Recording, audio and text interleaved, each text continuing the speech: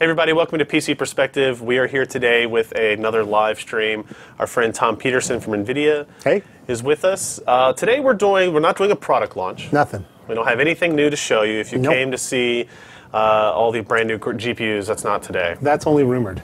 Right. It's not if there were new GPUs, they're not today. Rumored GPUs. Today is supposed to be more of an educational teaching tool, I guess you will. We have this odd PC sit in front of us. This is a Lenovo, I don't remember the name of it now, Idea Center? Idea Center, yep. An Idea Center, it's a table PC that they were talking about at CES. Cool. I hope this is not under an NDA. So we're using this because it's going to actually help us. We're going to go through data. There's a lot of data to talk about. There's a lot of metrics to talk about. And it's a touch screen. We can use a little pen. We can draw it and annotate, and Tom can draw his fancy little diagrams that he likes. I do like to draw. He likes to draw. So we're going to talk about frame times. We're going to talk about FCAT, which is frame capture analysis tools. Yes. And we're talking about frame rating, which is the system we built kind of around that as well. And talk about graphics performance, right? Okay. It's been a hot topic, I guess, to say the least. So I think it's been really amazing how passionate people are about this. You're either on one side or the other. And you shouldn't be. You really shouldn't be. Right. And so that's what we're here to do, right? So if you see the TV flash behind us, it's not our fault. Well, it's not a recommended signal. It is apparently, as we split it, we're using a USB adapter because this doesn't have video output. Do we have the brand on that? It's a DVI splitter. It's a Geffen. It's a Geffen. Yeah. So let's talk about what we're doing here today, I guess. So first of all, FCAT is just a name that we picked to try to be open, because the intention with this whole effort from Nvidia is to help people understand better the way graphics perform and the way to measure graphics performance. Yeah. And we at Nvidia have been using this method for a couple of years, even around the same time we started talking about it, to more accurately measure the performance that we give. With SLI, for years, people have been saying there's micro stutter and there's behaviors that are not perfect. And since we want to make our experience better and better and better, we sort of started down this path of doing frame capture to do analysis of our solutions and make them better. And that's what we've been doing over the last bunch of years. And now we've gotten to the point where we feel like the technology is solid enough that we want to get it out there and share it with everybody. Is this something that originated because of micro stutter that people perceive that we could not measure? Is that what kind of started the idea? Back in the day, I would say maybe 3 years ago, Nvidia has a big gathering of all of our senior people every year. And during one of those meetings, Jensen actually mentioned that he had been watching one of our demos in our demo lab in Santa Clara. And he said, hey, I noticed the frame rate's really high, but the experience is not that great. Now, what's up with that? And the truth is, we didn't have enough information to explain what was going on. Didn't have an answer for it. Didn't have a great answer. All we had was bad answers, and that is not good. So we went off after that and really started digging into it. And engineering really got organized, and this is really the product of an effort to answer what's a really straightforward, simple question. Why is your experience not matching the frame rate that you claim? So the second key you have here is you concluded software-only based methods for measurement miss some effects. And when we're talking about software only, we're talking about software that runs locally on the system, the system you're trying to test. Yes. How did you come to that conclusion? Was it simply a trial and error type of thing, or it was a mystery, right? Because initially, I think there's lots of people at Nvidia that are really, really educated, smart graphics people, and they always knew that measuring at the edge of a game, which is what Fraps does, is not going to capture all the effects. And that's why streaming was actually, or the SLI metering was actually invented before we started getting really organized with FCAT. Okay. So there were people that were thinking about that. It's just that knowledge had not permeated the rest of the group in general.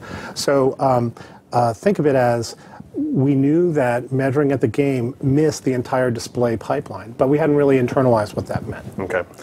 Now it says, again, the third point here is you're opening up the FCAT solution freely modifiable and redistributable. Is this downloadable on any place through Nvidia? No. Right now we don't have a website yet. We're working on a website to put all the source up. What I've done is so far is said to all the reviewers, you feel free to post it. If you want to distribute it, if you want to send it to somebody, feel free. There's nothing in the FCAT analysis software that is proprietary to Nvidia. Okay. What we're trying to do is just make it so that the way we measure our GPUs is more accessible to everybody else. And we actually, in our the final release of the frame rating story, did have that version of FCAT included in there. You can download it. And now, what's interesting is you mentioned here on the third-party apps to replicate and replace specific tools. And I guess the one primary that we're talking about is the overlay. Yeah, but not just the overlay. I mean, when we get into how this works, you'll see that there's an overlay that's drawing colors on every game frame so that you can kind of tell how did a game frame show up onto the screen. Right. So that's the one that we really don't want to distribute because it's got code in there that's a little bit complicated. We already have external solutions to that. We'll get into that at the when we get to that point. So let's. Well, also let me comment on the rest of the code, which is the analysis part. We also hope that somebody else picks that up. I mean, I don't think Nvidia should be in the business of writing, analysis scripts to use for third parties. Right. What we ought to do is say, let's discuss how GPUs work, and we can help with that. And then if there's an open source project or there are a bunch of guys out there that want to write something completely differently, I am all for that. And really, it's not intended to be an NVIDIA. I started doing some of that, taking the scripts that you guys provided as like a template and modified a lot of it. That's why we have some of our frame variance metrics that don't exist, kind of out of the box there. But I agree, trying to see. I think as we'll find at the end of this discussion, is that there needs to be more discussion about how to start to quantify some of the results and the differences that we see between systems and kind of apply certain metrics to them so that that they're easy to understand without having to do a massive amount of live stream to educate people every Absolutely. time you update and I do see across a bunch of different review sites different degrees of trying different things out, trying different methods, and that's great, and it's a way for review sites to really make it clear how they see it. But I also feel like there's enough commonality here that together we can kind of congeal it a little bit. Okay. Okay, so this is just a picture trying to explain what FCAT does and why it's important. The fundamental problem is that GPUs. Ooh, I can try it. You want to try that? I'm going to try it. Let's see how this works. All right. All right, go ahead. So the fundamental issue that we discovered is that, of course, GPUs. Whoa, that's probably not the most. Can I erase that? Yeah. Here, let's just do this.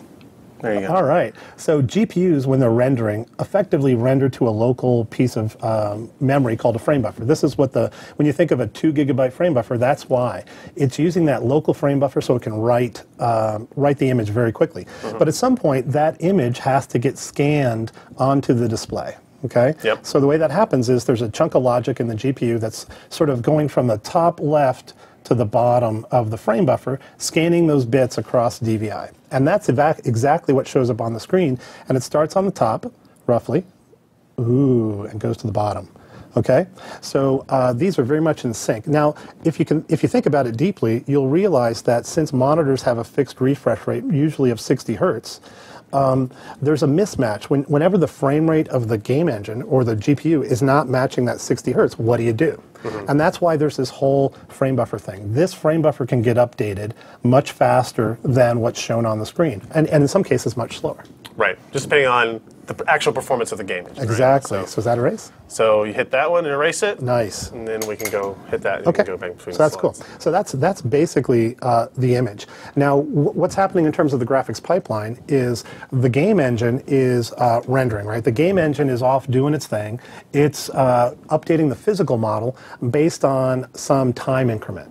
So every frame has a time. And the way I label that is just say, let's call every frame T game. That's whatever the animation is meaning. So that's everything that it exists in this virtual world gets updated in this interval. It does some simulations and then, okay, now we're stopped. This is what we're going to actually try to draw on. Exactly. So the game engine took in all of the mouse events, all the keyboard events, and then it calculated what's the time step. You know, how much time in game has transpired so that I know how to move my physical objects based on, you know, motion, velocity, acceleration. And then that's the image that it draws, and it sends that image to DirectX through a series of software commands. Now that interface, when that DirectX command sequence is transferred, that's the time that Fraps measures. That's the last Fraps ever sees. And what you can see is actually there's a bunch of stuff that happens after that. The graphics engine, you know, converts the commands to a series series of GPU driver commands. There's a bunch of software here, but eventually it all gets rendered into the frame buffer. And that's the time that we call T-rendered.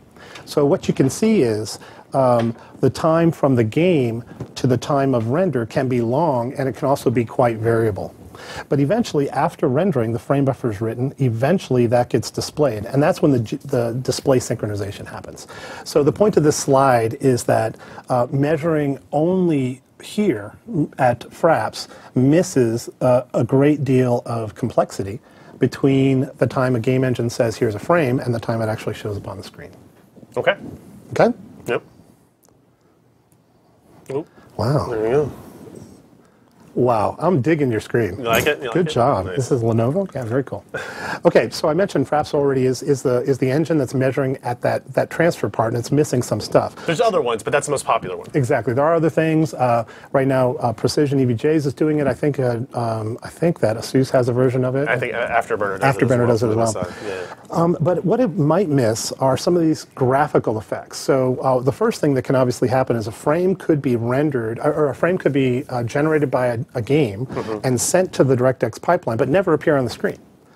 Because if it doesn't appear on the screen, the GPU could drop it. It could just somehow disappear. Fraps would never know that.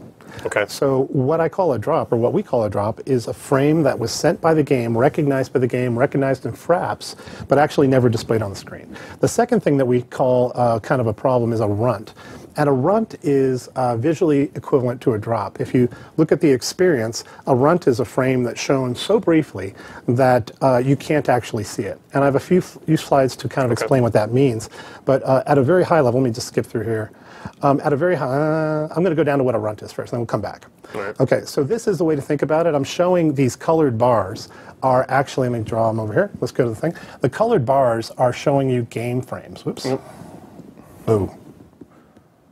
Got it? There we go. So like this colored bar, and this colored bar are three different game frames that were generated, and then they were interleaved onto the screen. So that would be what I would call sort of a normal behavior when Vsync is off. Now I'm showing a very high frame rate here, but the same thing happens at lower frame rates. Okay? Whoa, look at that. Shall we? Okay, so if you go up, this might be what happens when a frame is dropped. So again, thinking about it, oops, let's go back to, so I can go forward and back. Okay, great. So in this case, you can see that olive color, or that yellow color. Yeah. That's the game's correct sequence. Game frame 2 should come between maroon and gray. In this picture, you can see that olive color is gone, which means that something happened between the time the game engine sent the frame and the time it was displayed on the screen. Now we know that because we know what the pattern of colors should be as presented by this overlay. Exactly. The overlay has a fixed sequence of colors, and there's multiple overlays out there now, and it doesn't really matter what the sequence is as long as it's fixed and it's repeating. Right. So in this case, as an example, that yellow olive color is missing. Right. Now, if you look at this next picture, I'm drawing an example, and this is just an illustration, but pretend that olive orange frame was shown for a very, very brief instant. And let's see if I can draw. So right here, the olive actually appears, but it's so small that it doesn't actually impact the experience. And now I'm going to flick back and forth. Okay, so in this slide, the frame is dropped, and in this slide, the frame is a runt. It's shown, but it's shown so briefly that you can't see it. And you can imagine if I just showed you these back and forth, there's no visual difference. Right. So in my mind, that's why runts really shouldn't be counted as a frame. Okay. And that's pretty much it. So let's go back a little bit, and I want to explain a little bit of what I kind of skipped through. The way this is working is we have a capture card that we're using, and you're using the same card for your technology. It's a hardware card. So effectively, data is captured using, let's see, I'll do this one again. All right, I'm going to learn this. So we use this DVI port and a splitter. Yep. So exactly the bits that are showing up on your screen are captured by this capture card and stored to an AV file on the local capture card. Your PC, the PC that you're testing actually sees this as a display. It just shows up as a display with a certain resolution that we configure in software. And so it is actually being sent the data as if it were a monitor, but it just happens to be writing it to a file instead of displaying it onto an LCD monitor. Absolutely, and it's a very easy, Nvidia has nothing to do with any of this software, so DataPath is the company that makes the capture card, but of course you could do it with any capture card that supported the rates and the resolution you wanted to do. Okay. Okay? Oh yeah, you're getting the hang of this. Now, can we clear that? Yeah, so what we're doing is we're taking advantage of the fact that now we've written this little software program that draws these colored bars on every game frame. So if you think about it, we're going from the cyan to red to purple to yellow to this dark gray. And that color sequence actually appears on the display frames, but you're going to see this weird sort of tiling of colors, right? Here's the break of a display, here's the break of a display, and here's the break of a display. But what you can now see is how much of that game frame was shown on each display frame. And you can calculate drops. So the overlay color bar is actually applied to the entirety of every single frame as it comes out of the engine. Exactly. Right, but it's not necessarily shown for any particular amount of time on your display. Exactly. Because as you can see here, it's kind of a little bit harder to see how this is like a refresh cycle of the monitor, this is a refresh cycle of the monitor, and this is a refresh cycle of the monitor, where you're seeing two colors, two colors, two colors. Exactly. And it's the rate at which you're flipping the frame buffer that actually controls how much of which game frame is shown on the screen. Okay. Okay, so that's it. That's the general theory of what FCAT is and what frame rating is, and how it kind of characterizes the visual experience that you're generating. Okay. Okay, so let me go ahead and go to the bottom. I think that might be it. Yeah. So that's all the prepared slides for FCAT. Right? Didn't show any data, any results. Okay. So what we want to do here is, if I can get out of the PDF doc there, then, is bring up some of the results that we have here. Okay. Let's see how this works. The first thing we want to talk about is, if you followed what we've done on PC Perspective, we've had a lot of articles released using this methodology, basically characterizing every single GPU that was out from the 7870, 7770, from the 650, GTX 650 on up to the, what we have. Did you do G80? I did not, actually. I would love to know. We've actually had a lot of requests to like compare to older generations of products. Like, did these problems exist then? What platforms did they exist in? But to be honest with you, it's a time-consuming process. And we were more concerned about getting out, the results for cards that are, still selling. Sure. I guess is the way to put it. So let's look at some of these results. God. We have tons of data here. Can you guys see all that data? This is for one comparison, right? And we're running 6 games, and we generate a lot of graphs. So this is all part of the edited scripts that we've made over the time. So like if you go to Battlefield 3, you can actually see in here, you're getting individualized by resolution, and then when you get inside of resolution, you can get per card, and you actually get individual results on a per card basis as well. Oh, that's pretty cool. All right, so we can see what we have here with that kind of stuff. So let's look at a result. Let's see, is this single? Yeah, I think this is. So if we start to look at results, and as I try to use this, but then I have to pause it. Oh, cool. Yeah. So these are, you see that pin there? You got it. These are results of, this is Battlefield 3 at 19 by 10. This is kind of what we call the Fraps FPS. This is what is reported, what the Fraps would see at the recording level that it sees. Now these are all single GPUs. Okay. Right? So what you'll see is, which way do I have to slide here? Let me just use the arrows. I have the key. Okay. Now this is observed. Now you might notice things didn't really change that much. Right. This is over a 60-second time span. This is average frames per second. Much like Fraps. Mapped over a second. Okay. Right?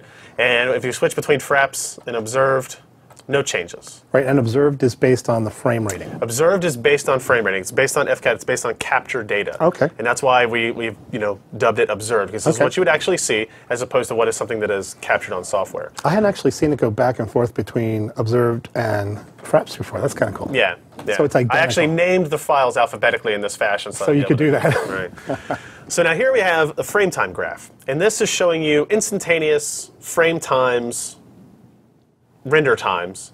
I guess not render times. This is how long each of those frames is actually displayed on the screen. It's how long each frame is present based on the bar size. Right.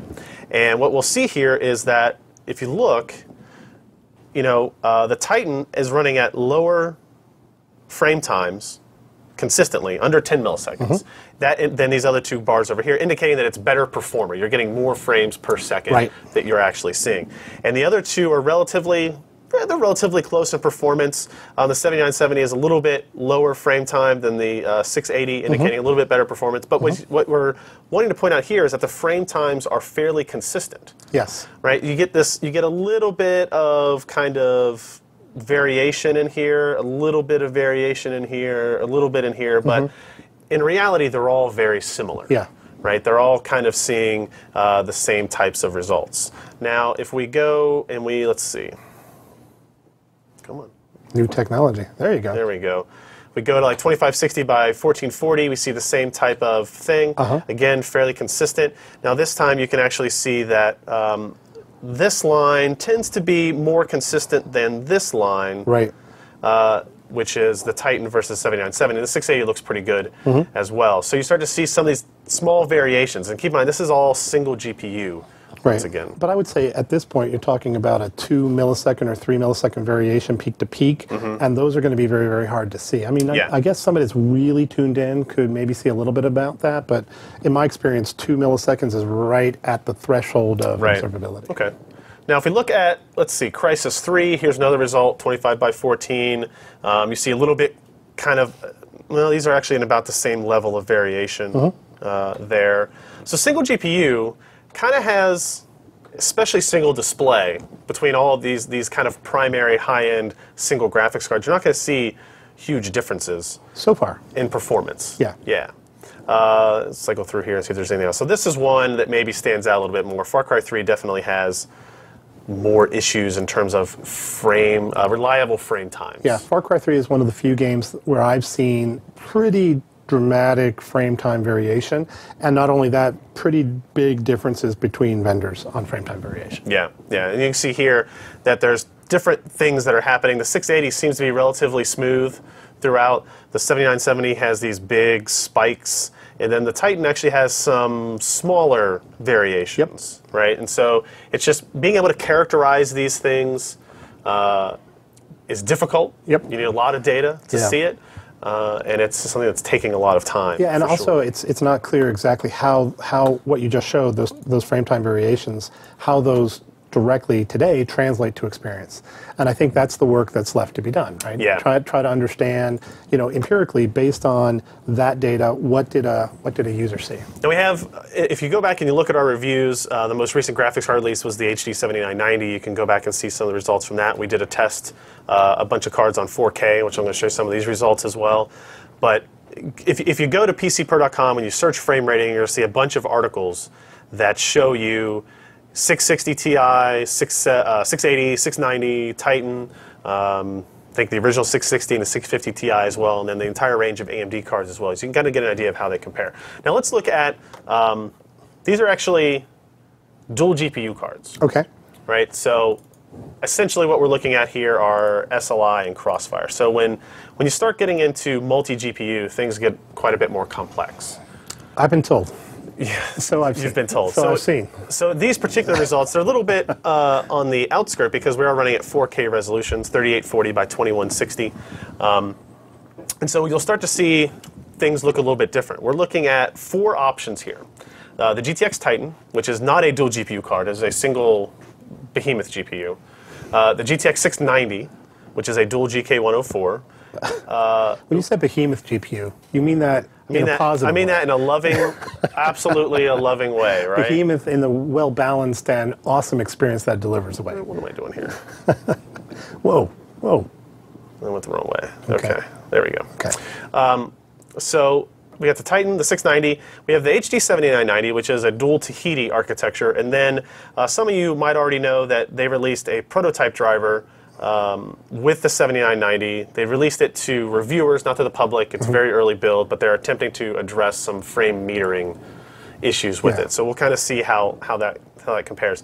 Now what you should see right away is if we switch between these two graphs. Oh, that's cool. Right? You get this, we'll call it Stone Age animation. Ryan Strout, original Stone Age animation. How frame times change.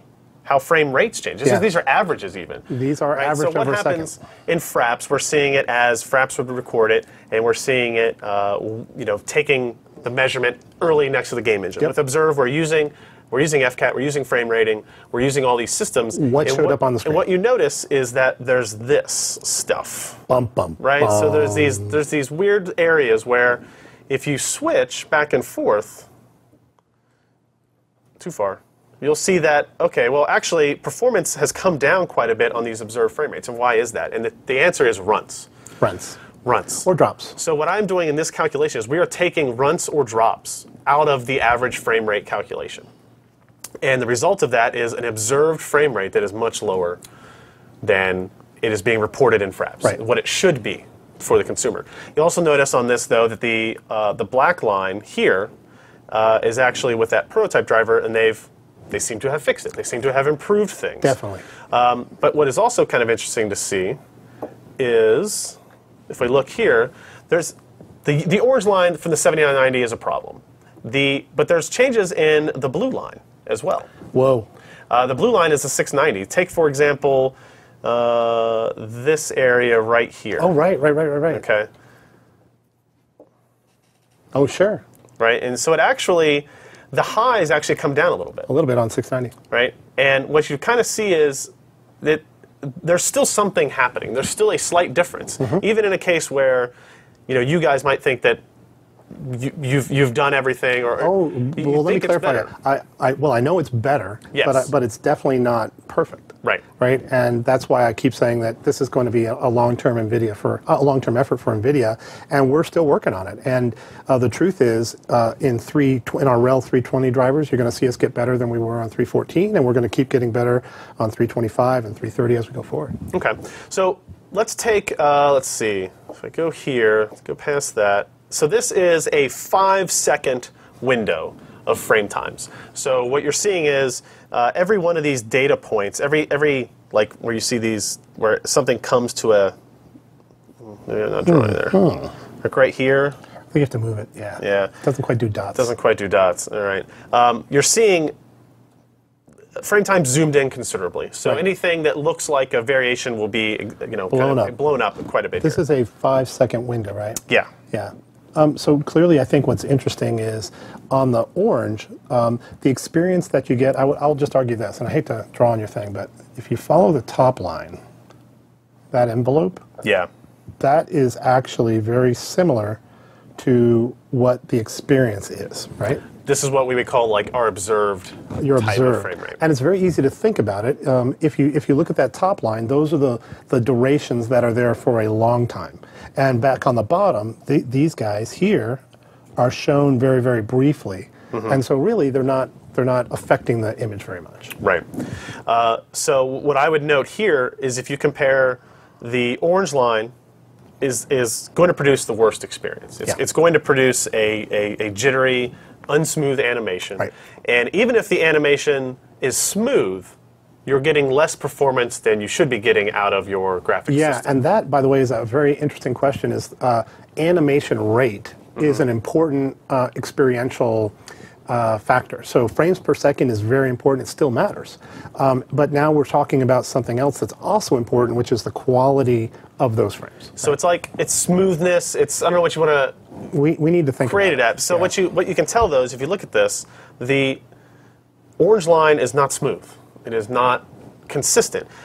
What's the best one? It's the green line. Look at the green line that represents the Titan, right? So this is a single GPU solution, so it has all the advantage. It doesn't have to worry about balancing multi-GPU configurations. But if you look at the green line, it is very smooth all the way across. It's a nice picture. And it's the slowest, I guess you would say, and so if you look at average frame rate. Yes. If you look at average frame rate, it's the slowest, but it's the smoothest. It's going to be the best animation quality, more than likely. It's definitely smoother. It's definitely more consistent, and it's hard to say at what point it's perceptibly smoother. I would argue that Titan versus 690 in this picture will be, some users will prefer one over another, although right here... There are a couple of issues where you'll see... There's a couple of them that crop up, for sure. And the magnitude of those is about 10 to 15 milliseconds, so you would probably see those. Right. So in my mind, I probably would prefer Titan in this particular picture. Right.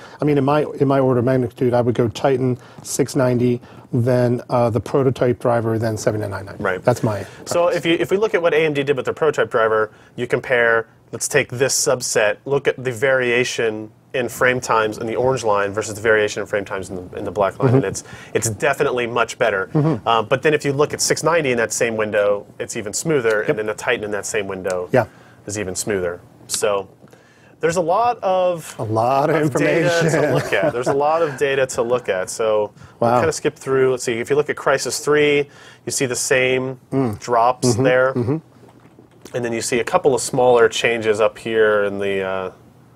If you look in this window, maybe a little bit of change on the 690, and even a little bit of change on the prototype driver. I don't know. I think a little bit on 690 right there. Sure. Yeah. Yep. So that's good stuff. And then we get, again, here's another 5-second window. Now, in our reviews, we've shown the entire 60-second windows. Right. And I can show you what a result from that looks like. But this kind of... It really makes it crystal for me. Yeah. You know, when you kind of blow it out and you can see this sort of up and down, or flat, and then you can see the, things like these spikes up where you can really feel them. And what's interesting here is this is the first 5 seconds of our benchmark run, and it can actually show you that even in the same configuration, things vary a lot. Look at what. You blew it. Toast. Toast. I don't know what's going on now, but let's look at the first 3 seconds. Right. Let's try one more time. Erase one more time. If we look at the first 3 seconds of the 7990, it's much more consistent than this back half, right? So something changed in the game, something changed in the workload of the GPUs maybe. Could have been the driver, could be anything. It could be driver, it could be... Texture load, frame buffer usage, right. Who knows? There's lots of things that can happen, and even with the prototype driver, if you look at the black line through here, it does something spike up a little bit. So it's almost like it's making an adjustment here and then trying to fix it. Right. If you look at the green line and the blue line that represent the 690 and the Titan, you'll see there is like this kind of big spike every once in a while, but even the 690 is actually pretty beautiful. A really good job. Yeah, I would call it beautiful, Ryan. You would call it beautiful. I would call it That's fine. Beautiful. That's fine. You can call it whatever you want. Dirt 3. Ooh. See, that's bad. That kind of shows you across the board how bad things can be. Yeah. But again, that there's room for improvement. Like you can fix it. It's not like it's like not an impossible problem. It's not something that's inherent to I think you just need to focus. Just focus on it. Scroll through a little bit more, see if anything else jumps out. Crysis, or Far Cry 3, again, has a lot of problems. It does. And this is actually interesting, an interesting result. NVIDIA is not exactly doing spectacularly here with the 690. Again, this is a 5-second window. Titan. But if you look at the difference between here and here, you're talking about essentially a 90 millisecond frame time variation. It's pretty big. That's bad. That's big. And then it gets better, we'll say, best case scenario, there's your difference with the prototype driver. Right. You can still have some worst case scenarios. One thing I want to mention on this slide, it's kind of an interesting slide because this brings it home for you, the fact that this is not a high frame rate only problem. Right? Yes. So looking at this one, it's going from, your frame times are going from 0 up to 90, which to me, what is that? 20, what's that? 90 is like 4, 5, 6 times. So it's like 1 in 6 frames, right? Yeah. So what this is saying is that I show 1 frame for 6 frame times, 6 display frame times, and then this other guy shows up for 10 scan lines. Yeah. Right. So it's effectively not contributing to the experience. Yeah. Again, you do see though.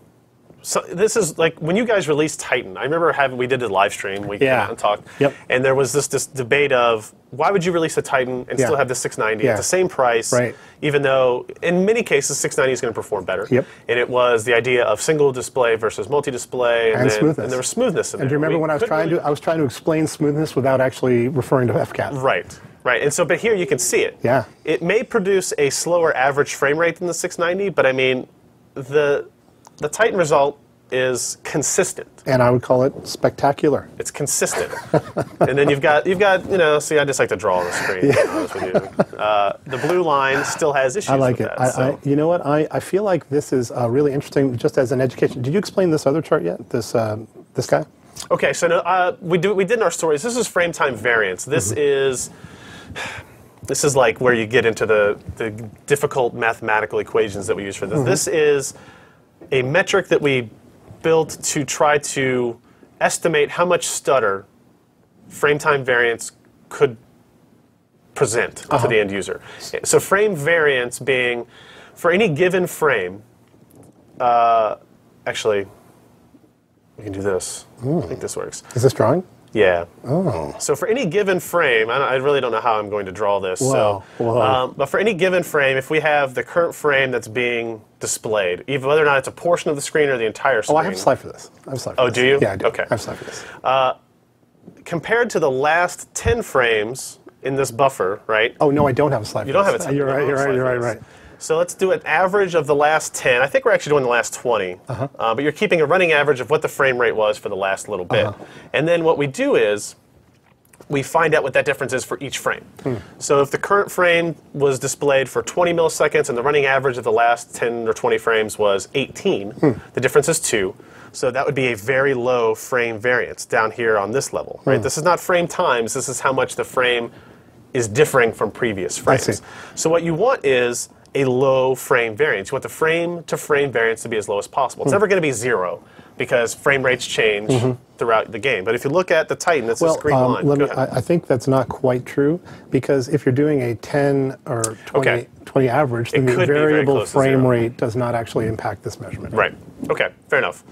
But it's never going to be quite 0. Right. But if you look at, say, the Titan down here, even we're going all the way up to the 99th percentile. We didn't go to the 100 because it creates some issues with. Well, there's lots of noise graphs. when you get too high. Yeah, 99th percentile. Our frame variance never gets above 10 milliseconds, right? So that's a 10 millisecond mark. It never gets above it. 690 has a lot more variance. But if you look at the black line is the 7970 with the prototype driver, and then the orange line is the 7990 before that driver. And what you can see is, let's take 50th percentile. That is half of your frames onto the left, half of your frames onto the right.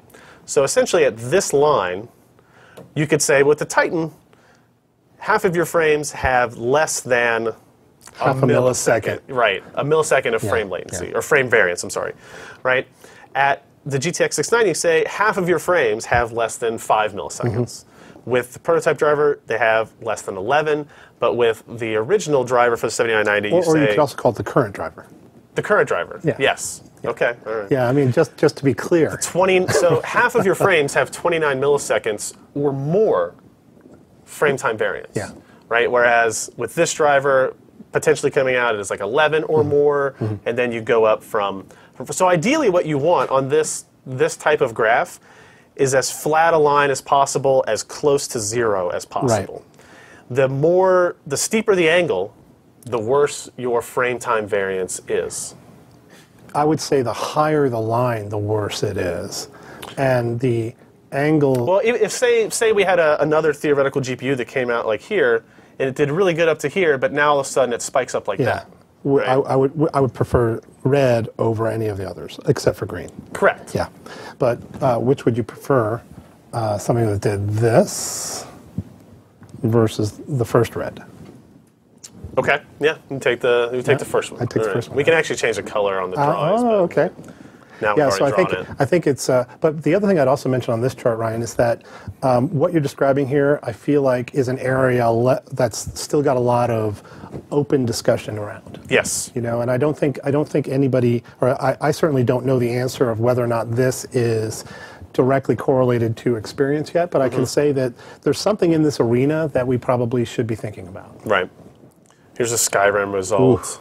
You know, I mean. Now, what's the black or the purple here? That's the black is the purple. Prototype 2 driver. So there's still obviously work left to be done. There's still work. There's still work, obviously, and then you can see the 690 actually has a very good, except for this one little issue, it has a pretty consistent frame time. Titan more consistent but slower. You know what I think about this is when I look at all of this stuff, I think back a couple years ago when we were so focused, or when the industry was so focused on frame rates. And if you average this over a second, I mean, just think about. Well, so yeah, if you average the orange line, it's going to be like that. Right. And if you average any of the other lines, they will be very, very, very, very close, right? It'll be just this. You'll lose most of the information about the actual experience that you're generating. Yep. So I think this is all good for all of us. and it's just a question of how do we improve from here. For me, I'm sorry. Go ahead. So for us, for NVIDIA, I look at this and say, oh, you know what, we're doing pretty good. Actually, we're doing really good, but I still see a few things here and a few things here that, you know what, we're going to be working on. And the thing is with NVIDIA, this is something very, very important to us, and we've been working on it for a couple of years. We're going to continue to work on it. You're not quitting. We're not quitting. No, we're not just going to take our winnings and go home. No, we're going to keep going. All right. Let's see if there's any other particular graphs I want to look at here. I know Sleeping Dogs has a lot of that variance in as well, but we've seen a lot of this stuff. Well, you can't over-focus on it, though. Well, you can. You can. Of course you can. You can. So I think, let's see, the other set of data I had was Vsync data. We want to look at this? Yeah, let's take a look, because I think Vsync will help educate what's going on, really. So when we started this, we had a lot of feedback from the community. That's what we wanted to see, and there were several requests for, hey, I think you can fix it by doing X. Yep. Right? And when I say fix, I'm talking about the AMD Crossfire results. Right. One of the things was, well, can't you just fix it with Vsync? What does it change? What does it alter? And let's see, I think I have, these are SLI results that just basically demonstrate what Vsync is, what it does, how it affects frame rates. There's just a tremendous amount of confusion that I've seen in your forums and in other places about what is Vsync. What's really happening. So maybe if we go to your chart that shows us some results with Vsync, it'll be illustrating to show. Okay, this is a good one. So what's interesting, I'm going to show it here. So this is the average frame rate per second graph, right? Fraps versus observed, and there's not very much difference. You'll see a couple little places where the line jitters a little, but not much changing. So you're looking at 680 SLI with Vsync as the blue line, 680 SLI without Vsync as the teal line, and then 680 single as the darker green line. Right. And this shows you that if you turn Vsync on, your average frame rate looks unchanged. Yeah. Or very close. It's a super complicated and confusing result. So like that doesn't look very different, this doesn't look very different, but fundamentally, if you watch a Vsync versus a non-Vsync version of this test, you will see a huge visual difference that this data does not capture. So what's up with that? So this. Yes. That's a great chart. So this is, again, a 5-second capture of what is actually happening. So let me try and explain it just to make it clear. So first of all, Vsync is not a real thing. Vsync, not anymore. It doesn't. No, it never existed. Well, it did back in CRT days, right? But today monitors refresh at 60 or 120 hertz or whatever. But what Vsync does is it's a policy inside of the GPU. It's a purely a GPU policy, and it's software or it's hardware. It doesn't really matter. But what it says is, I'm not going to change the image that I'm displaying in the middle of a painting of the LCD. So Vsync is nothing more than an internal policy to the GPU on how we manipulate which frame buffer we're scanning out from. Okay. So that's really, really complicated, because what that means is you can have Vsync on and get all kinds of funky display artifacts, even though you think Vsync's on, it must be a full, synchronized to the display. It's not. Vsync can be, buggy just like anything else. Okay. But the cool thing is, what Vsync primarily says is, I'm not going to flip at any time that is not in synchronous with a refresh cycle on the monitor, which says that you have quanta. And the quanta are at 16 millisecond intervals. So this is actually 16 milliseconds because 1/60 hertz is 16 milliseconds. You have to draw bigger. I got to draw bigger. Well, just imagine. This. All right, we'll try one more time. Oh, get out. Oh, look at that. We have technology. We have a race. Can you erase that one? Yeah, sure. Of course I can. Okay, so that gap is 1/6 milliseconds. Okay, and the way you get to that is you say, well, that's a quanta of one refresh cycle, which is 1/60 hertz. And those of you guys that have calculators can do that, and you can get 16 milliseconds. Okay. Now, what that says is, if you make a refresh, if you update the image every refresh cycle, then you would be down here at 16 milliseconds. But if you update the image every 2, you're at 33. And similarly, if you update every 3, you'll be up here at 48, and 1 in 4, you'll be up here at 60 milliseconds. Okay, that's the way to think about what Vsync is doing. And so on this picture, it makes a lot of sense, because the green we'll call the native rate of 680. So if this is the native sort of what it could generate frames. Well, the Vsync is SLI, so if you want to see the native, look at the teal one at the bottom. Okay, sorry. So we can just erase all. Oh man, you're good. Okay, so the native would be teal, and what's happening is occasionally we miss the refresh interval and we pop up to 33, but most of the time, in this case, they're making it and keeping it at 16. That's really what Vsync is doing. Okay.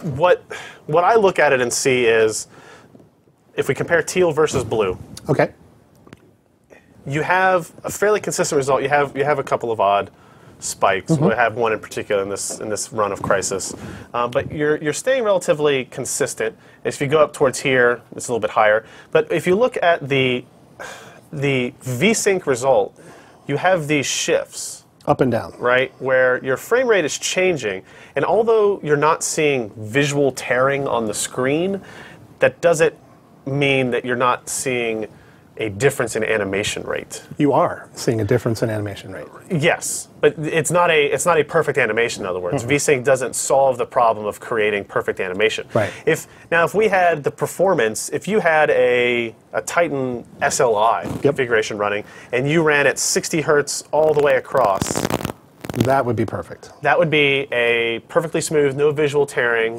animation. There's other issues we can maybe talk about input issues. Well, maybe we will. But that would be the best possible result. Yeah, actually, I would say input issues with Vsync are complex, but input issues with SLI are actually pretty good. So we'll break that out. But since we don't have the performance to stay at 60 hertz across the board, we have, look at this run. We're at 60 hertz for a good long span of time in terms of GPU time, right? But then we have this spike, a little bit of a couple of frames released there at 30 frames per second, essentially. And then we go back down and back up and back down. And that change there you can see. You definitely see it. You can see it. It's harder to see. And you don't necessarily maybe even know that you're seeing it. You just know that something feels odd.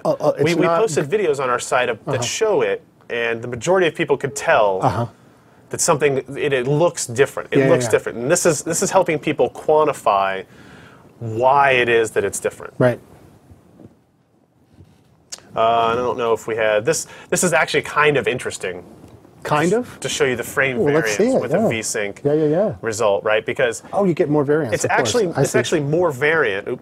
It's actually more variant with Vsync on. With Vsync on, because not only are these changes often, but they're dramatic. Right. 16 milliseconds is an entire frame refresh cycle of your display. So when you see every time you miss it, you add 16 milliseconds. You jump up here. Yeah.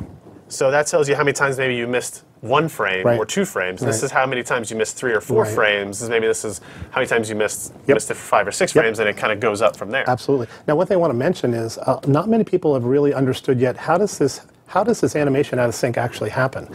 And the way you have to think about it is the game engine had no idea that it was going to miss a refresh cycle.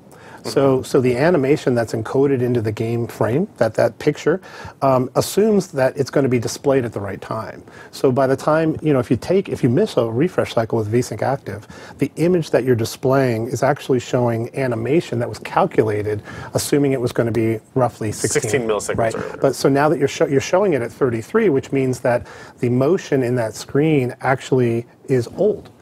Which actually means that it looks like if the frame kind of froze. It's complex to discuss. It is. That is. Oh, look at that. So I think that was all of the data I kind of had to show. We did want to talk about one other issue. Okay. Right.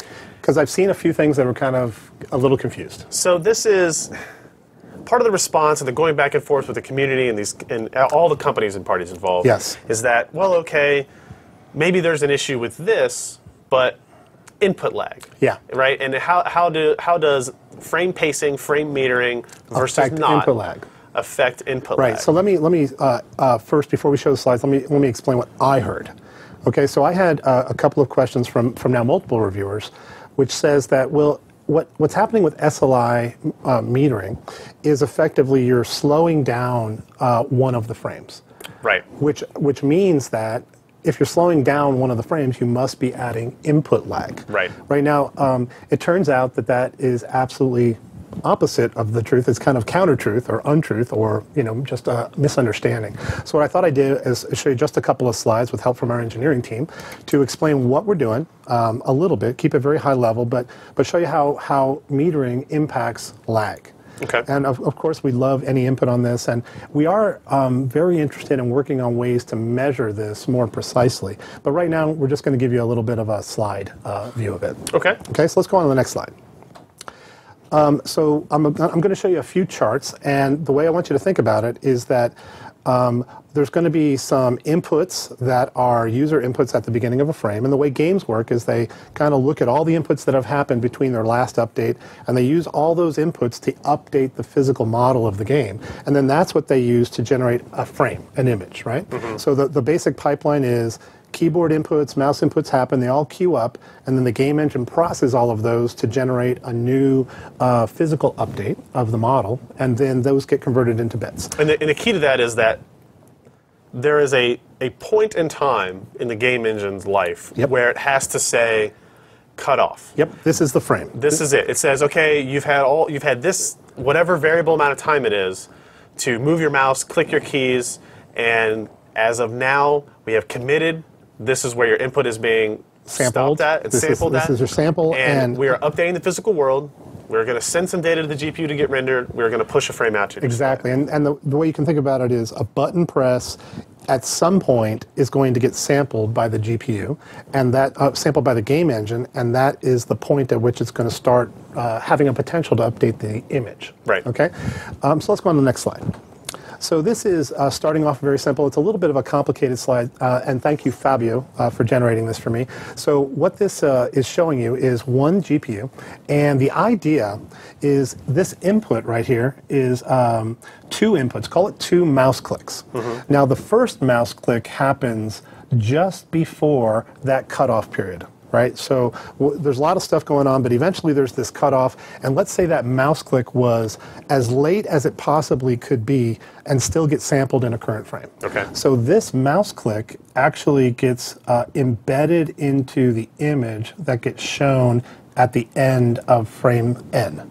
Okay, so the way to think about it is this input got sampled, it went into the game engine, and then it started getting rendered, and eventually got displayed on the screen. Okay. Okay. Now, so all of that is encompassed in that frame N. Right. Okay. Now, input 2 is an unlucky input, and what it is it just missed the closing of the window. Right. So let's clear all that. So if you think about input 2, it's the unlucky input that didn't make this frame. So this input actually makes this frame. Okay. And then it's getting into the game engine, and it's getting rendered, and eventually it gets displayed. Okay, so now if you think about latency, input number 1 is the best case, and the latency for input number 1 is exactly 1 frame. Mm-hmm. That's what I call, or what we call, the best case latency. And the worst case latency, assuming the game engine doesn't do anything crazy and you're not doing any buffering, because with SLI, or with single GPU and Vsync off, there is no buffering effectively, and input latency worst case is exactly 2 frames. Okay? Okay. So that's the baseline. And there's no time associated with that because it depends on what your frame rate is. Exactly. Right? So if you're rendering at 45 frames per second, you're talking, or let's say 30 frames per second, mm-hmm. You're talking about 33 milliseconds delay. So you're talking about, you see the result in 33 milliseconds, or you see the result in 66 milliseconds. Yes. Right? So you're talking about an additional 33 milliseconds. 1 frame versus 2 frames, and frames are, again, not connected to the refresh rate. It's just sort of like, what's your native render rate? Right. Okay. Okay, let's look at SLI now, what SLI does. So, So SLI, of course, has been developed over a course of years to, really optimize the experience. And let me try to explain what we do. With metering, once we hit a steady state, effectively each frame is centered on each other, right? So we're going to work on 1 frame, and then we're going to be working on another frame, and we're going to display 1 frame, and then we're going to display the other frame. So what metering does is it sort of offsets each frame in the middle of every other frame. And if I erase this, is that just that? It doesn't look like an erase. Oh, it's a squeegee. It's a squeegee, right. Oh, okay. There you go. So what does that mean in terms of input latency? Well, let's think about the lucky input. Number one. Number one's the lucky one, and he comes right before the end of the sample period, and he gets factored into this first frame. Okay, and he's shown at the end of that first frame. So lucky input number one is still 1 frame of latency, right? So the best case is 1 frame of latency. You know, if you get lucky, you click the button right before the end of the sample period for the game engine that's working right now, and he's going to display it exactly 1 frame later. Now, if you're unlucky with SLI, you missed that sample period, but the good news is you get picked up soon by the next frame, right? You don't actually have to wait for a full frame, you wait for actually a half a frame. And then that gets rendered, and it gets shown exactly at that point, right? So now the worst case is equal to 1.5. Man, I can't quite draw this. Yeah, the dots, it doesn't do the dots. You got to do a wiggly. Yeah. Okay, so the worst case with SLI is 1.5 frames. And everybody sees why that is. It's because we're effectively shifting the time of the second GPU, and the game engine samples effectively twice as fast as it used to. So it's kind of an... It's a little counterintuitive. Yes, it's a very counterintuitive idea that by... I think it's fair to say that you are inputting a latency into the render pipeline. Yeah. Right? This is an artificial latency, potentially. Maybe not always, but it can It's be. a shift in the pacing of the game engine's update. Okay. And I don't think of it as adding latency per se, because clearly we don't add average latency. Controlling latency? It's controlling the pacing of frame initiation. But the idea that you can control that and slow it down in some cases, but yet improve input lag. Yeah, is really counterintuitive. Yeah. Right, and that's why drawing a picture helps a lot, because now that we're making this out there, hopefully people can discuss it. I'm willing to take questions on it. Let me show you the alternative. Okay, so let's say that we had decided to not do pacing for whatever the reason. Nvidia, just had not had time to work on it, or we were just tired, so we didn't do anything on metering. Okay. But we did, fortunately. But let's say we hadn't. Then in that case, you can get really unlucky. First of all, if you are lucky, input number one catches the game engine of frame N, and then you show it at exactly the right time. So with no metering, effectively, you can still get very lucky, and you have 1 frame of latency. Okay. But let's think of it if you are unlucky. Okay. Now, if you are unlucky, then effectively you miss the first frame, but you also miss the second GPU render window, right? You can easily see how you could miss that second GPU just as you missed the first GPU. Okay. Right? And if that's the case, then the second input shows up again at the end of frame 2. Okay. Right? So the best case is 1 frame, the lucky frame, and the worst case is 2 frames. Not coincidentally, that is the exact same result as if you had a single GPU. Right, so by not metering, effectively that second GPU, it doesn't actually reduce the worst case latency. It, as a matter of fact, rarely samples the mouse event or the click at all. So effectively, often it will generate the same amount of information. Now, it gets a little more complicated, of course, because the animation in that second frame is usually different because the time advances in the second frame, but it usually doesn't include any additional user input. Right. So, and that would be because of this window right here being very small? Yes. Or in order to capture any new, like, input 3? Yeah, I would actually say it's an easier way to think about it is, what are the chances that input 1 and input 2 occurred such that the frame n+1 could have input 2? It's very, very small. Okay.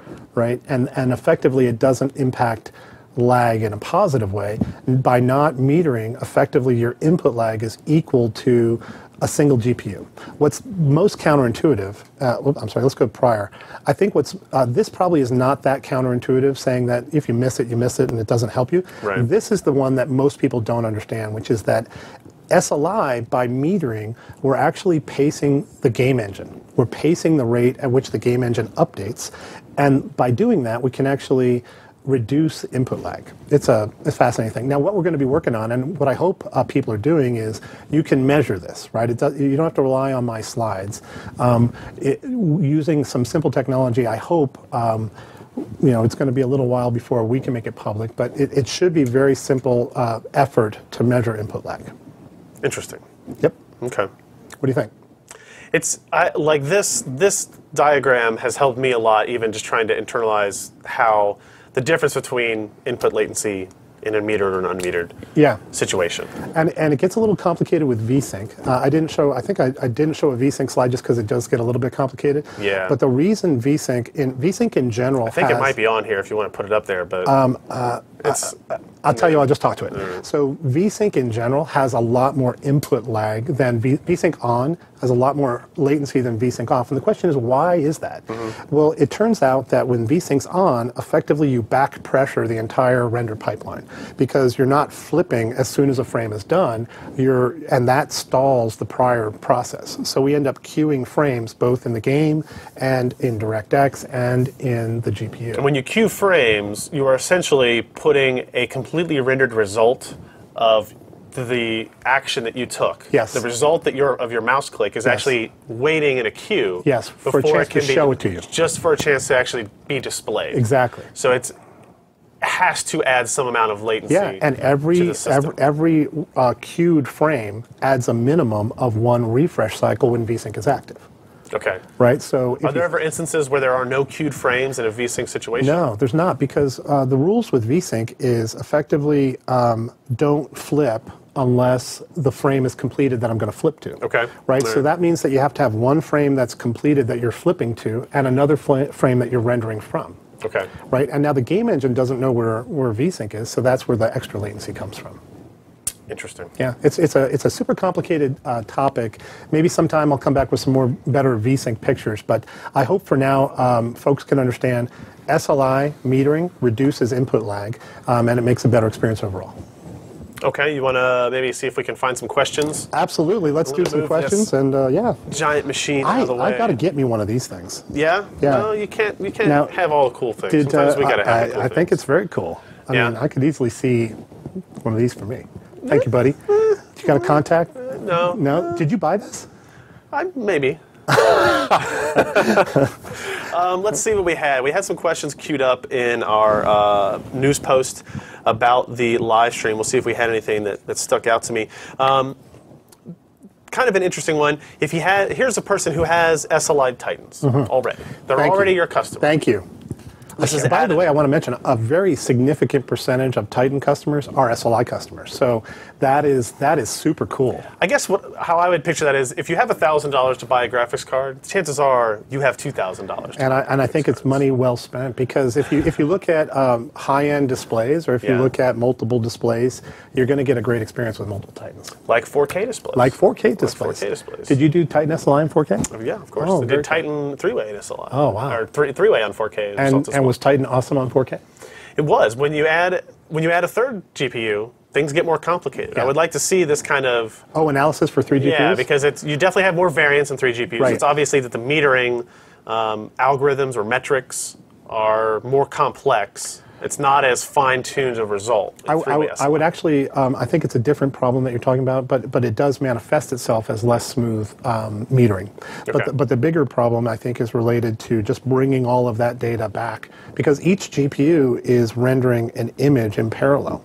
And if you think about it, that generates just a tremendous amount of cross-traffic. That all has to go back to a single display. It has to go back to the correct display, graphics card. So whichever display you're connected to, all that data has to come back to it, and that's actually the biggest problem.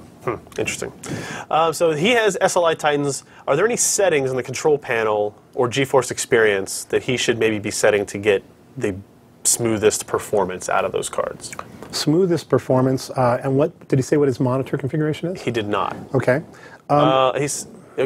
I don't know. It doesn't say. Okay, so let me start off with Geforce Experience. Okay. First of all, for you guys that don't know, Geforce Experience is our application that you can download off of geforce.com, and it allows you to have your game settings set automatically based on your hardware. You've already looked at it, and it's a great way to kind of keep your settings up to the recommended settings for your game from Nvidia. We do testing all the CPUs, all the GPUs, and we tell you what you ought to do. So game settings, you should be fine because of course we do consider SLI Titan in our GPU configuration for Geforce Experience. In terms of Nvidia control panels, it should just automatically work without you doing anything. You can always set everything up. You can force AA modes in the control panel that you can't get in games sometimes. Right. So you can increase the quality levels if you want by using the control panel. But in general, in terms of smoothness, the default should be your best experience. And I've seen this a lot in the chat room. We've been asked a lot. If you had an unmetered situation, what does adding a frame rate cap to it potentially improve? Right. So there's third-party software that you can arbitrarily set a frame rate cap. Radeon Pro is the software that does it for AMD solutions, and you can set a frame rate cap of 80 or 100 or 110 or whatever it is. Right. Does that simply add back pressure into the system? And is that how it's kind of forcing a smoother, more metered experience? Yeah, the truth is I haven't looked in detail at Radeon Pro, but I'm assuming that it behaves sort of like Fraps in the sense that it sits between the game engine and DirectX. Yeah. Now, if that's the case, what it's probably doing is buffering frames inside of its own application or somehow pacing the frames inside of its own application. And it's probably not actually buffering rendered frame, it's buffering the command sequence inside of its own application. Okay. So it's hard for me to guess exactly what the impact on that is, but my belief is it's much like Vsync. So would you assume then that it would also add input latency because of that? It would add probably some input latency, but it probably would not add as much input latency as sort of a display driver based Vsync, right? Because what it's doing is saying holding off DirectX. Yeah. It's holding off the game engine entirely, and so the game engine is probably able to keep sampling input. So by doing it up at the front end of the pipe, you can probably avoid injecting additional latency that comes by sort of V-syncing all the way at the end of the pipe. Okay.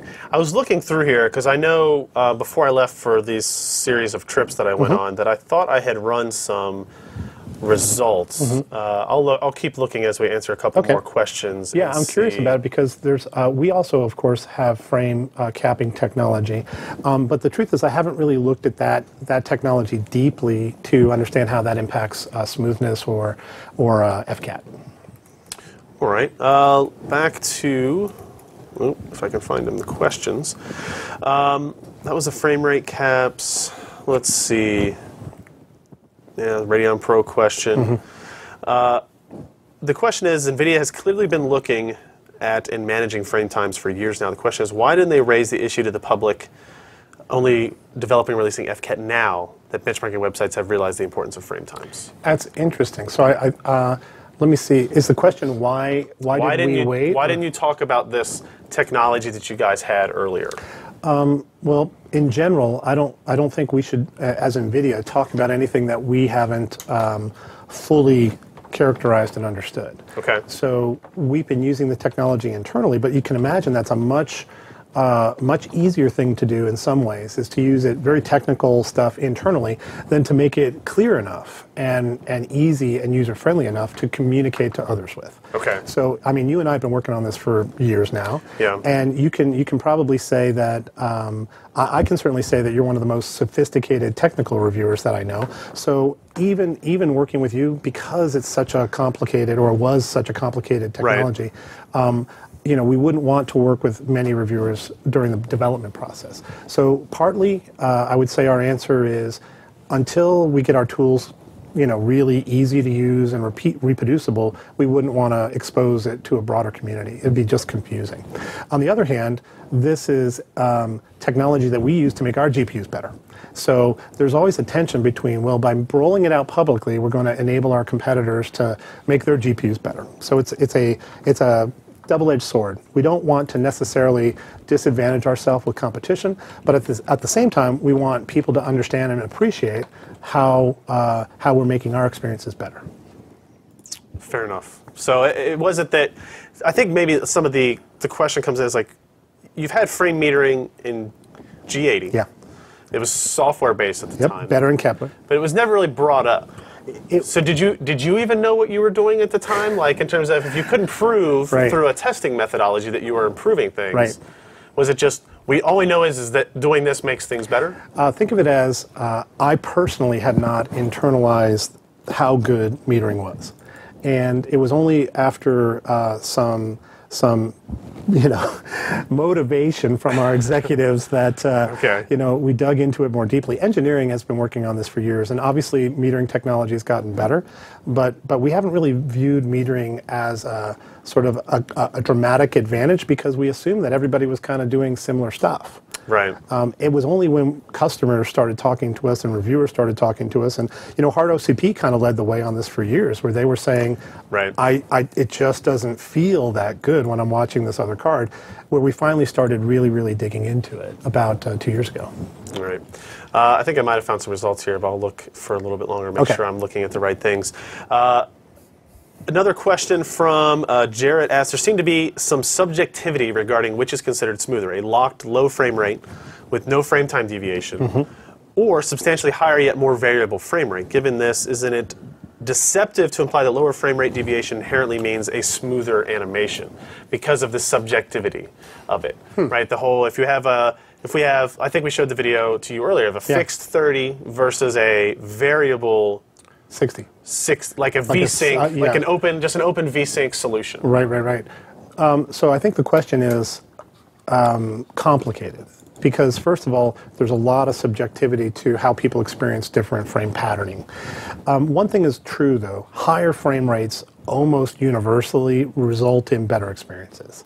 So I feel like, even though we're getting really complicated on frame time distributions and all that stuff, we all know that effectively higher is better. On the other hand, we also know that less variation is also better. So between those two known images, everybody knows less variation is better because we can see variation. We also know that higher animation rates is better because we can see this sort of jumping thing. There's a huge continuum of perception between those two extremes, and I don't know what the answer is. All I can tell you is that we're going to push both of those as high and as low as we can. Frame rates are going to go as high as we can, and variation is going to go as low as we can. And we'll leave it to reviewers and the community at large to figure out where their preferences are. So again, these are very raw results, just looking through things I was able to test before we left. So this is a 7970 Crossfire solution running Radeon Pro with a 30 frame rate lock. Interesting. Okay. And what we see here is quite a bit of variation. There's still a lot of variation, but there is an obvious 30 frame rate, aka 33 milliseconds, kind of average point of center. Yeah. Right. But there is still definitely a lot of variation, right? And if I do you have the raw Crossfire results? Oh. So that's like the Fraps result, right? But there's definitely something else going on there. When I looked at the 30, if we locked it at a lower amount, I'm sorry, this is the 60. That one was 30, right? So here again, we kind of, I don't know why, we saw again. I haven't fully dove into this. You see this issue, but then there's this, right? And I don't know what is causing that. So it seems to improve things, but it's not making it 100% better by any stretch. And I think if you look at that, actually, perfect. Right? And so you see in this data that we have a bunch of runt frames here, and then run frames and drop frames. Yeah, I wish I knew more about Radeon Pro, and I'm not sure if it works on Nvidia and Radeon. I don't know that either. I don't know, but I can tell you that from NVIDIA's perspective, we have been working on this. We are going to continue to work on it. And frame rate capping and frame rate smoothing are all different techniques that may, at the end of the day, result in good experiences. And we're going to continue to look at it. Okay. Let's see. Ken, let me know if you see by the way, yeah. I want you to know one thing. Since we're working on quality rather than raw frame rate, that's probably one of the major reasons that we're out talking to people at all. Because the thing that I want to make sure doesn't happen is we go off and make our quality experience fantastic. And people don't get to really understand it, then effectively we are kind of falling behind on the space race for raw frame rate. Right, and that's why another major reason that we're talking.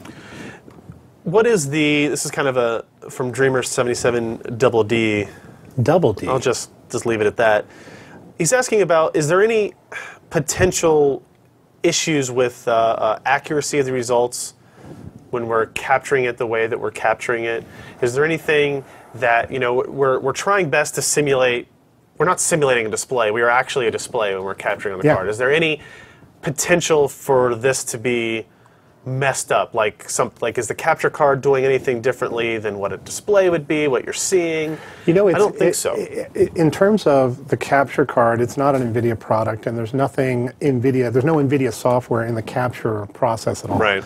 So we're not participating in that. But one thing that is true is that especially for me during this process of really digging into visual experiences, there's a lot of variation from display to display and how displays actually work. I mean, DVI as the interface to a display can be, obviously it's standard and we can send exactly the same bit stream to a display. But if you took a high-speed camera of that display versus another display, you can see radically different images appearing on those displays. Right. So I would say there's nothing in FCAT that is, in my mind, arguable at all from a technical perspective. But there's a whole other area, and I don't know if you're going to be working on this, of what are displays doing. Because there are some very, very good displays, and there's some very, very not so great displays. And of course, Fraps doesn't capture any of that. Yeah. I mean, that's kind of what we started doing with that 4K monitor. But that's very experiential. Experiential, I don't know if I'm saying that correctly, where it's running at 30 hertz at 4K. So what does that mean? You're actually seeing twice as many frames every refresh cycle, which means you're seeing twice as much tearing when Vsync is disabled. So how does that affect your experience versus, say, enabling Vsync and dealing with input latency issues? It's very different. I was just trying to show some of the 4K images? Yeah, it didn't stream so well over the wireless. Go figure. Right? Hey, one thing I want to mention is, I know you've got the project you're raising money on. Are you guys going to use some of that money to buy high-speed cameras? It was up there. It's in the list? It's an idea. Okay. The problem is the high-speed camera that I want is a red. Right? Something that I can do 1080p How much is at that? 200. That's like a lot. You can probably get a used one for like, I don't know, maybe 10. Wow. 10,000. 10 grand? Yeah. Well, not $10, $10,000. Well, I want to encourage everybody out there to give more money so he can get a high-speed camera and use it to characterize monitors. I think that's a great idea. So I'm trying to see. I was trying to find a video that we could play back on the stream, just to show. This is one of the captures. Okay. Right, and this is. Oh yeah. Show like a frame at a time. Yeah. Can you pull a VDub and show a frame at a time? I don't have VDub on this machine. Damn. And apparently, even pulling up over the wireless 180 meg video. We could probably show a frame or so. Yeah, maybe we'll show frame by frame, but not on purpose. Exactly. Is what we can. So we can talk to it as it's loading the next frame. Right. Maybe. I don't know this may not work. I don't know. I feel like you're going a bridge too far here. Yeah. This is what again, when you do things live. I like live though. Sometimes. It's like NASCAR. See, there you go. Oh, hey, check it out. So oh yeah, that's very cool. We're seeing thank you wireless technology for slowing us down enough. Yeah. So you see these colored bars as they're applied, and normally when you play back in real time, it would just look like a mess of color. Right. It's like a blinky left edge. Yeah. Now the overlay, by the way, is out there, and you can download it with Precision, Afterburner, and you can turn it on in the little options. Right. So you can see this at home. And hey, another thing I was going to mention is you can probably put the data files out there somewhere, not the whole videos, but like if you want to allow people to play with FCAT at home or with the frame rating at home, just put the extracted bar files out there. right, and say, hey, I just thought I would put some bar We've files. already captured. We captured this video. The raw XLS. Yeah. Click on this file if you want to look at the video, and here's the extracted XLS, and go ahead and get people to start playing around with some of the scripts, right? That's certainly possible. Yeah. Yep. You're dreaming. I don't know what that is. You're dreaming. That's really bad. Yeah. I think we got some wireless signal noise here. So I guess transferring that 10 gigabyte 4K sample would be a bad idea. Yeah, it's not going to happen. Would be a bad idea as well. So let me look through if there's anything else in the chat room that stood out. Let me know. Compliments to Tom, compliments to Ryan, blah, blah, blah. Does every Kepler GPU with SLI support hardware frame metering like the 690? Yes, every Kepler with SLI. I'm going to say yes. Yeah. Okay. Yeah. What about not SLI? Is there frame metering in a single GPU workload? There is not frame metering on a single GPU workload. Is it not necessary? That is an excellent question, Ryan, one of which I don't want to talk too much about right now. But let me just say that smoothness is something that can be improved both on single GPU and multi-GPU. And I'm not sure metering is the right technology to use on single GPU, but there are lots of things that can be done to continue to make this GPUs in general better and better experiences, and it's not just related to multi-GPU. They also are asking if we compared it to Fermi GPU SLI, what would we expect our results to look like? Let's see. First of all, the frame rates on Kepler are going to be much higher, which generally means that the variation from frame to frame is going to be lower. Okay. So I would expect a metered version, which would be SLI metering, to be tighter and faster on Kepler versus Fermi. But the metering on Fermi did have more of a software load, so I would expect it to have a little bit more variation than the metering on Kepler. Okay. All right. Were there, again, what kind of differences do you see? Is it simply offload of the metering calculation by moving it to hardware, or is there some other fundamental advantage you get that way? Well, I don't want to talk too much about the actual technology of metering. As you can imagine, it's a little touchy subject right now. Okay, yeah. Because what we've done, and I think it's a good thing for the industry, but what we've basically done is enabled some more focus from our competitor. And the last thing I want to do is really give them a do A, do B, do C, do D, and then call me. Let me know how it turns out. This question, I think, goes back to our discussion about the frame variance and more research and kind of testing being needed. Was how much frame latency variation would be enough to cause an unpleasant experience? That is a great question. I'll tell you my experience. I've looked at this quite a bit, and we can for sure say that 10 milliseconds of frame variation on a single frame out of 100 is easily detectable. Every person, if you have a movie A and movie B with only one frame shifted by 10 milliseconds, everybody will detect that second frame. And I was talking to some of my execs the other day, and it was Dan Vivley who said, there's got to be a ton of research on this about what the human eye can perceive, and I think there is. And we're just coded as humans to do pattern recognition. Like you see a wildebeest charging at you on the savannah, and you need to know that right away, right? So it turns out 10 milliseconds, absolutely everybody can see it. The more interesting question is how low can you go before you don't see it? And what my experience is around 2 milliseconds of variation, nobody sees. So it's somewhere between 2 and 10, and I think it varies based on the person and the game. I will tell you the content has a huge effect. So if you have a high contrast scene with smooth motion, people will detect lower variation.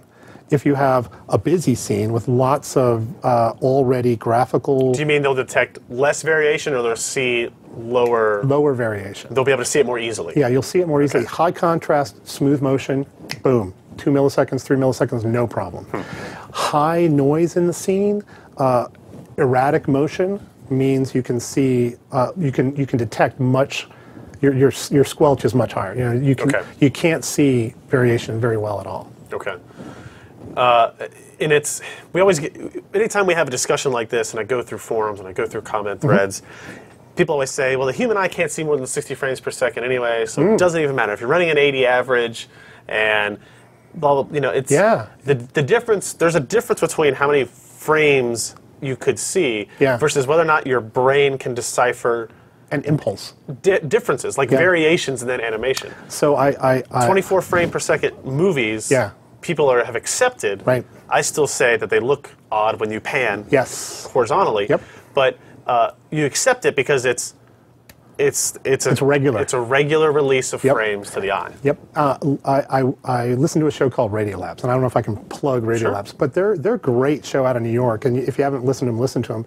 They did a show a couple weeks ago on human perception, and they said, how far behind is the brain from what's happening in the world? Right? What is the fastest thought you can have? And it turns out, like, the fastest thought you can have that's coherent is really slow. It's like 250 milliseconds to have a real thought. Guess what the fastest thing? It's a lot slower for some people. Yeah. Well, guess what the fastest thing that you can experience is? You ready? It's a clap. And a clap happens, and your ear hears it, and it doesn't go to your brain at all. It goes straight down your spinal cord to your muscles, and you react. And that happens in around 8 milliseconds, they said, 7 milliseconds. Now, the eye is doing the same thing. Like I tense up for battle? You do. You get an endorphin rush. Your whole body starts getting ready, and your brain has nothing to do with it. It's called, I think, the startle response. But your eye's the same way. So your eye can detect these minute variations that are intended to see shit jumping out at you. Right. And that's what we're talking about here. I also saw that on, there's some show called Brain Games. It's on National Geographic now. They talk about the hunting instinct was based on being able to see slight motion. Yep. So if you're looking at a bunch of trees, if everything's still, it kind of blurs. But when you can focus on something that moves, you notice it and right away. You can focal on it. Right away. Yeah. But that time is way less than 16 milliseconds. Right. So if you think about it, 60 frames a second is 16 milliseconds, and people maybe can't tell. If I show you a movie at 60 and I show you a movie at 80 and it's stable, you may not be able to tell the difference. Right. But if I show you 60 and then I show you 60 with one frame that drops to 30, you go boom. Yeah. Absolutely every time. A couple more questions that we had in here. Will Nvidia add an option to disable frame rate metering on their drivers? Well, that's an interesting question. The reason I showed you this entire description of input latency is because there is no case that I'm aware of where disabling metering gives you a better experience. By disabling metering, you will actually make your input lag longer on average, and you'll make your frame rate delivery more uneven on average. Okay. Right, so there's no reason to ever disable it, and I don't want to create a mode that I got to QA if it has no benefit. All right.